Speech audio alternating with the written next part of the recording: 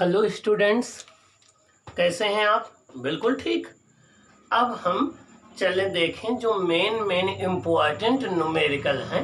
एक कॉन्सेप्ट के एक न्यूमेरिकल को हम डिस्कस करते हैं जिससे आपकी जितनी वैरायटी के कॉन्सेप्ट है वो आपके क्लियर हो जाएं यूनिट डायमेंशन एंड मेजरमेंट में, और आने वाले समय में आप एग्जाम में भी अच्छा कर पाएं, अपने कंपटीशन में भी अच्छा कर पाएं, इधर एकेडमिक के टॉपर बने, उधर आप अपने जो भी आपका एम है आईआईटी मेंस या नीट या उसके टॉपर बने, और आने वाले टाइम में आप दूसरों के लिए एक एग्जाम्पल बन जाएं, लोगों की लाइफ में कुछ काम आ पाए। आइए हम देखते हैं फर्स्ट क्वेश्चन हमारी किस कॉन्सेप्ट पर बेस्ड है। Okay, concept number one, problem number 1 means ये जो फर्स्ट क्वेश्चन हमने सेलेक्ट किया है ये एक सिंगल कॉन्सेप्ट पर बेस्ड है, ये आपको एक कॉन्सेप्ट सिखाएगा।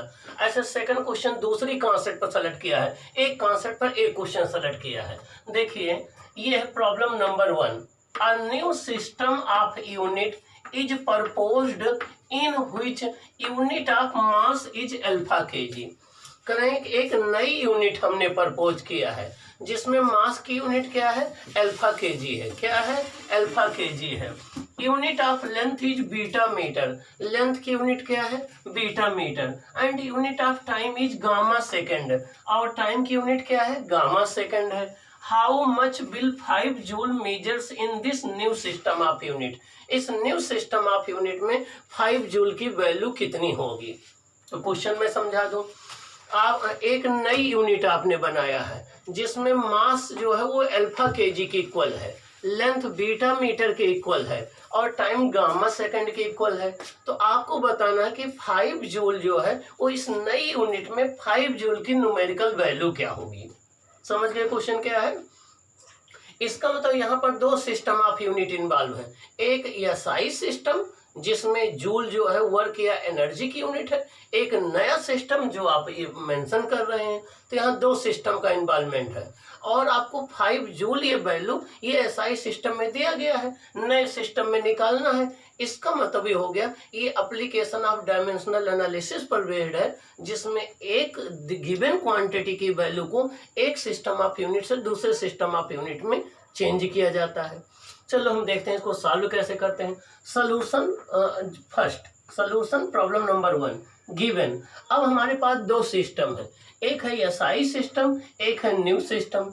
अब आप सोचेंगे सर आपको कैसे पता लगा कि एसआई सिस्टम 5 जूल गिवन है। जूल जो यूनिट होती है वो एसआई सिस्टम में होती है, तो यहाँ से हमने पता लगा लिया कि वो एसआई सिस्टम है। और जूल वर्क या एनर्जी की यूनिट होती है, इससे ये भी पता लगा लिया कि वो वर्क या एनर्जी की बात कर रहा है।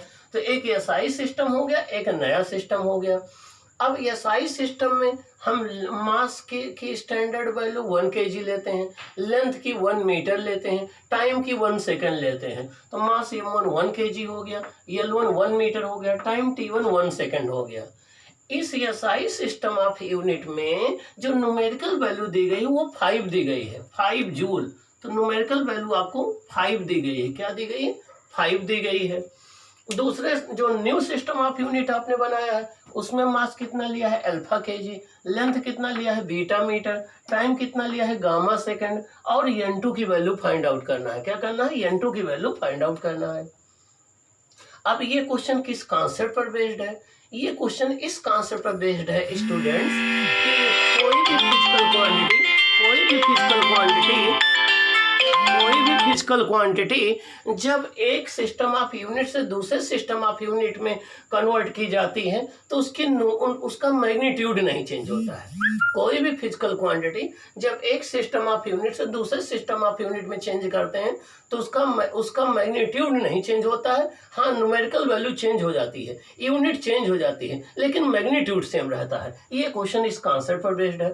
फॉर्मूला है आपके पास n2 equal to n1 m1 upon m2 to the power a, l1 upon l2 to the power b, t1 upon t2 to the power c। ये फार्मूला हो गया। हमें n1 गिवन है, m1 m2 गिवन है, l1 l2 given है, t1 t2 given है। क्या unknown है, a b c। अब क्वेश्चन ये उठता है a b c की वैल्यू हम कहाँ से फाइंड आउट करें, इसको देख लीजिए। a b c डायमेंशन है, क्या है, डायमेंशन है।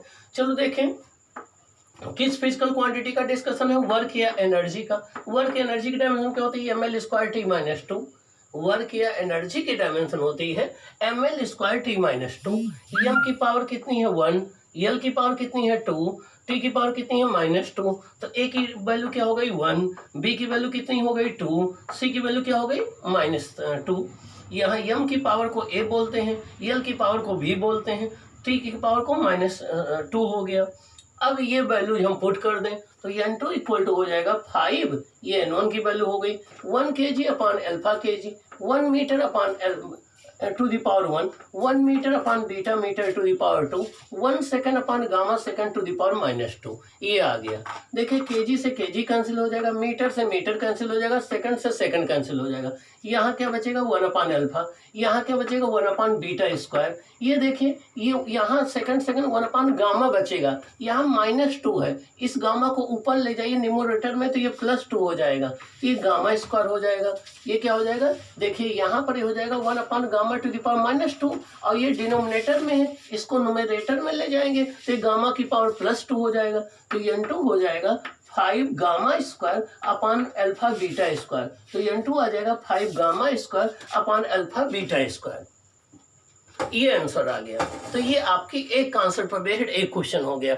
अब इस कॉन्सेप्ट पर बेस्ड स्टूडेंट्स जितने भी क्वेश्चन आए, चाहे वो आपके 11th के एग्जाम में आए, चाहे KBPY में आए, चाहे NTSC में आए, चाहे ओलंपियाड में आए, चाहे इंटरनेशनल फिजिक्स ओलंपियाड में आए, चाहे आपके नीट में आए, चाहे IT मेंस में आए, आप उन सबको जो है ढूंढ करके आप कर डालिए। जो क्वेश्चन ना आए वो हम आपकी हेल्प जरूर करेंगे।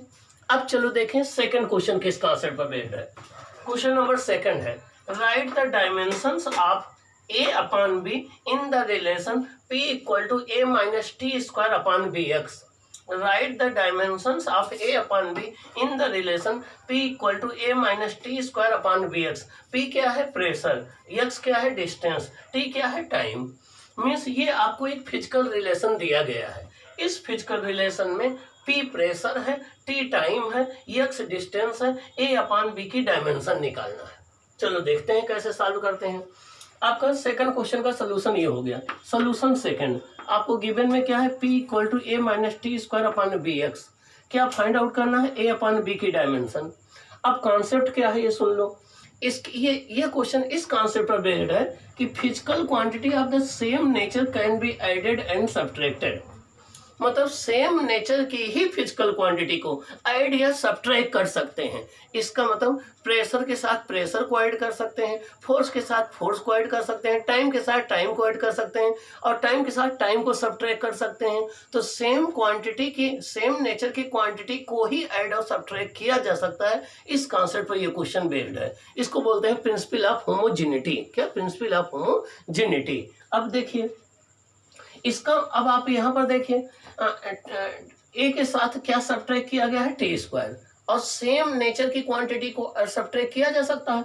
इसका मतलब अगर ये टाइम है तो ये भी एक तरीके का टाइम होगा। ध्यान रखना अगर टी स्क्वायर टाइम है तो ए भी एक टाइम होगा, और ए माइनस टी करोगे तो जो रिजल्ट आएगा वो भी एक टाइम होगा। तो देखिए इसका मतलब ए की वही डायमेंशन होगी जो टी की होगी। तो देखिए dimension of A equal to dimension of T square, और टी क्या है टाइम, तो ए की डायमेंशन क्या हो गई टी स्क्वायर हो गई। ये आपका पहला स्टेप हो गया। पहले स्टेप में हमने ये यूज किया कि सेम नेचर की फिजिकल क्वांटिटी को ही ऐड और सब्ट्रैक्ट किया जा सकता है। तो जो टी स्क्वायर की नेचर होगा वही ए का नेचर होगा, तो जो टी की स्क्वायर की डायमेंशन होगी वही ए की होगी। तो इसका मतलब ए की डायमेंशन टी स्क्वायर होगी। अब सेकंड में देखिए, सेकंड कॉन्सेप्ट ये कहती है कि कोई भी जब फिजिकल इक्वेशन लिखा हो तो RHS की जो डायमेंशन होगी वही LHS की होगी। तो RHS में ये पूरा आ जाएगा, LHS में ये प्रेशर आ जाएगा। तो सेकंड में हमने लिखा है dimension of A minus T square upon BX equal to dimension of P। ये जो डायमेंशन RHS की होगी वही LHS की होगी। ये प्रिंसिपल ऑफ होमोजेनिटी कहता है। तो यहाँ से रिवर्स कर दो, हमने इसको उल्टा कर दिया, डिनोमिनेटर न्यूमरेटर कर दिया, डिनोमिनेटर डिनोमिनेटर में कर दिया, इसको भी रिवर्स कर दिया।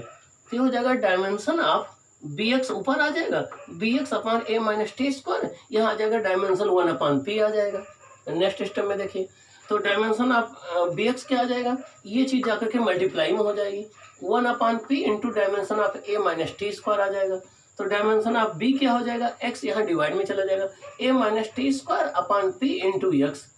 अब प्रेशर इक्वल टू होता है force upon area, pressure equal to क्या होता है, फोर्स अपॉन एरिया। अब एक बात बड़ी इंपॉर्टेंट देखिए, जो डायमेंशन टी स्क्वायर की होगी वही ए की होगी और वही ए माइनस टी स्क्वायर की भी होगी। जो डायमेंशन ए की होगी वही टी स्क्वायर की भी होगी, वही ए माइनस टी स्क्वायर की भी होगी। तो देखिए ए माइनस टी स्क्वायर की डायमेंशन को हमने टी स्क्वायर लिख दिया। जो डायमेंशन ए की होगी वही टी स्क्वायर की होगी, वही ए माइनस टी स्क्वायर की भी होगी। तो यहाँ हमने देखो टी स्क्वायर लिख दिया। ये बात ध्यान रखना, इंपॉर्टेंट है। मीन्स अगर आपका अल्फा माइनस बीटा लिखा है तो इसमें जो डायमेंशन यहाँ बीटा की होगी वही अल्फा की होगी और वही डायमेंशन इस पूरे की भी होगी। तो यहाँ पर हमने इसी कॉन्सेप्ट का यूज किया है। ये हम आपको गुरुमंत्र में बता चुका हूँ न्यूमेरिकल क्लास में। तो इस पूरे ब्रैकेट की डायमेंशन हो गई टी स्क्वायर। ये पी होता है pressure force upon area. Force की डायमेंशन होती है M L T minus 2। Area की डायमेंशन हो गई एल स्क्वायर। यहाँ यक्स डिस्टेंस इसकी डायमेंशन यल हो गई। L into L L square से एल स्क्वायर कैंसिल हो जाएगा। ये यम ऊपर चला जाएगा, यम माइनस 1। टी माइनस 2 है, ये न्यूमरेटर में जाएगा, टी 4 हो जाएगा। तो यम माइनस 1 टी 4 आ जाएगा। बी की डायमेंशन आ जाएगी यम माइनस 1 टी 4 आ गया। अब अगले स्टेप में क्या करना है, ए अपॉन बी की डायमेंशन फाइंड आउट करना है। ए की डायमेंशन क्या आई थी, टी स्क्वायर। बी की डायमेंशन क्या आई, यम माइनस 1 टी 4। क्या यम माइनस 1 टी 4, तो ये आ जाएगा यम टी माइनस 2। ये टी स्क्वायर से टी स्क्वायर कैंसिल हो जाएगा। यम माइनस 1 है, ऊपर आएगा प्लस 1 हो जाएगा। तो यम टी माइनस 2 क्या आ जाएगा, यम टी माइनस 2। तो ये आंसर आपका आ गया। क्या, ये आंसर आ गया। ओके, तो ये आपका सेकंड क्वेश्चन सेकंड कॉन्सेप्ट पर बेस्ड है। तो इसी तरीके से आपको हर एक कॉन्सेप्ट पर बेस्ड, फिजिक्स में कॉन्सेप्ट ही इंपॉर्टेंट होती है, ठीक ना। तो हर एक कॉन्सेप्ट पर बेस्ड आपको एक एक क्वेश्चन करना है और फिर उसकी कॉन्सेप्ट को सीख लेना है, जिससे आपको फिर प्रॉब्लम ना हो और आप हर वैरायटी के क्वेश्चन सॉल्व कर पाए। तो ये 2 वैरायटी के कॉन्सेप्ट पर 2 क्वेश्चन हमने आपको डिस्कस कर दिया। अब हम देखेंगे कि नेक्स्ट कॉन्सेप्ट पर कौन सा क्वेश्चन आ सकता है, उसको कैसे हम सॉल्व करें, ठीक ना। तो पहला क्वेश्चन आपके इस कॉन्सेप्ट पर बेस्ड था कि किसी भी फिजिकल क्वांटिटी को चाहे जिस सिस्टम ऑफ यूनिट में हम लिखें उसका मैग्नीट्यूड नहीं चेंज होता है। मान लो आपने किसी वायर की लेंथ 2 मीटर नापी, तो ये 2 मीटर ये ऐसा ही सिस्टम है। अगर आप इसको सीजीएस में चेंज कर दोगे तो 200 सेंटीमीटर हो जाएगा। तो जितना 2 मीटर होगा वही तो 200 सेंटीमीटर होगा।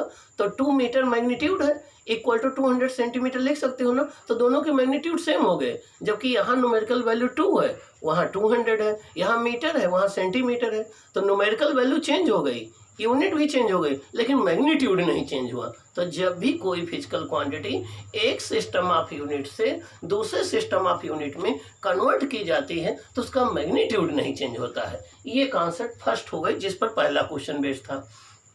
दूसरा क्वेश्चन इस कॉन्सेप्ट पर बेस्ड था। मान लीजिए ये ए एक फोर्स है और ये अल्फा है कोई। अब हमने फोर्स के साथ अल्फा को ऐड कर दिया, यह प्लस अल्फा किया।